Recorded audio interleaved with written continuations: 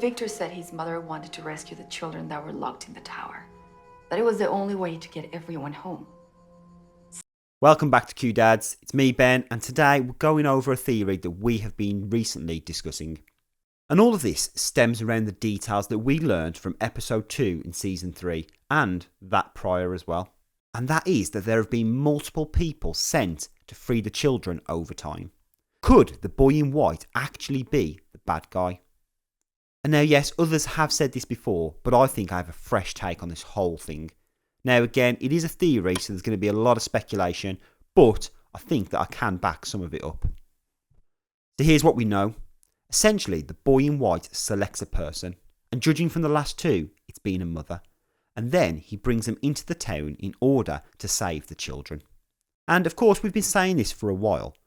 But what if the boy in white is doing this? Then surely there has to be a counter, which I believe to possibly be Jade. Now, let's get into this a little bit. So we've seen over the years a lot of cliche things in TV. So for me, making the boy in white good and pure just seems like it's too on the nose, especially considering that this is a horror. And it's very similar to how Fatima's baby is going to be a monster. Something we're not quite sure on yet. But anyway, back to the boy in white.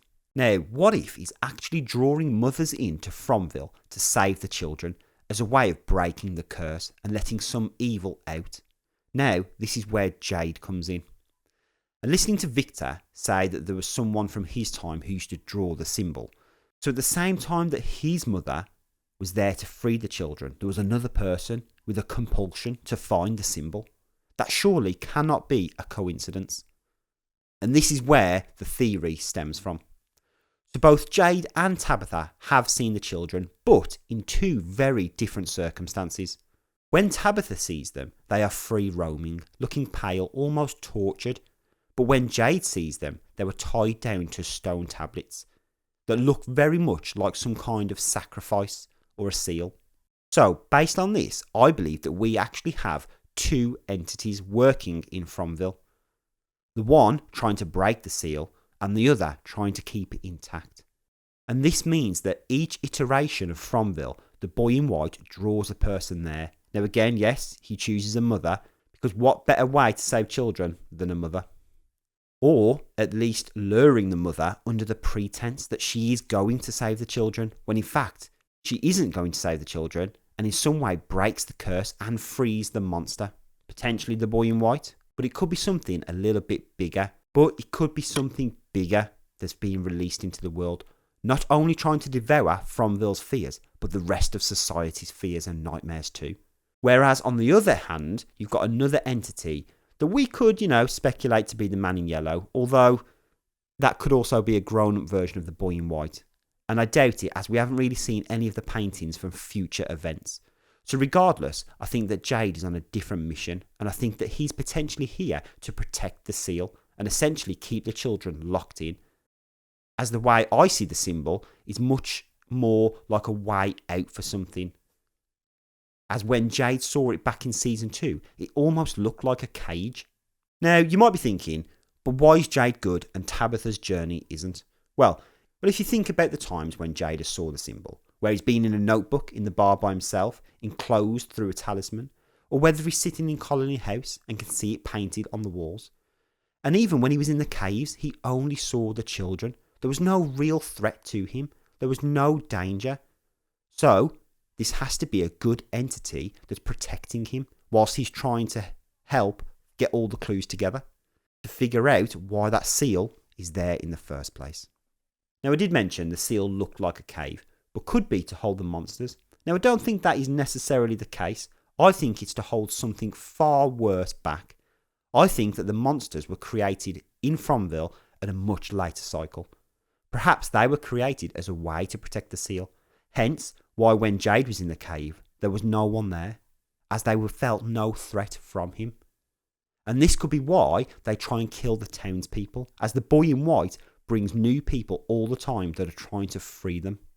And yes, you could arguably say that from the recent promo of episode 3 being released, which we're not going to spoil here, but there is an image that's going around that looks like some kind of entity or creature with Jade. Now, looking at it, I think it's another flashback of the past and could easily be the creation of the monsters. And again, confirming in our eyes that Jade is being shown all the events leading up to the children being locked away. And I'm thinking that it might be the case that Jade will be shown a way to cure the monster or destroy them, meaning this could be done before the children can be saved. And where is Tabitha? We presume that she is doing the right thing again, trusting her mother's instincts to save the children, as mothers were before her. But what if she's being misled by the boy in white? And what if the boy in white isn't even a boy, but merely using that appearance to befriend people? Because let's be honest, human nature would instantly make you think that children were in danger if you saw them strapped to a table. But maybe it was only a way at the time. And you might be asking yourself as well, in our previous videos we have mentioned that Boyd is the key, and we think that is still the case. Boyd will be the one that ultimately breaks or does not break the seal. His character is one of strength, but also conviction. Thinking back to season 1, when he needed to put the man in the box, but still tried not to, but in the end doing it. I think that it will boil down to Tabitha telling him to free them and Jade telling him not to. Could even be Fatima's child, Boyd's grandchild, who could be a part of this if we're all speculating it to be a monster. Maybe Tabitha thinks that rescuing the children will free the curse from the baby. Following on from this, there are still a few things that are in the air. Like, why was Tabitha pushed out of the lighthouse by the little boy? Was this because she was getting too close to the lighthouse and the little boy feared that she was going to put out that flame which could end the curse? I don't know, a little bit of a speculation there.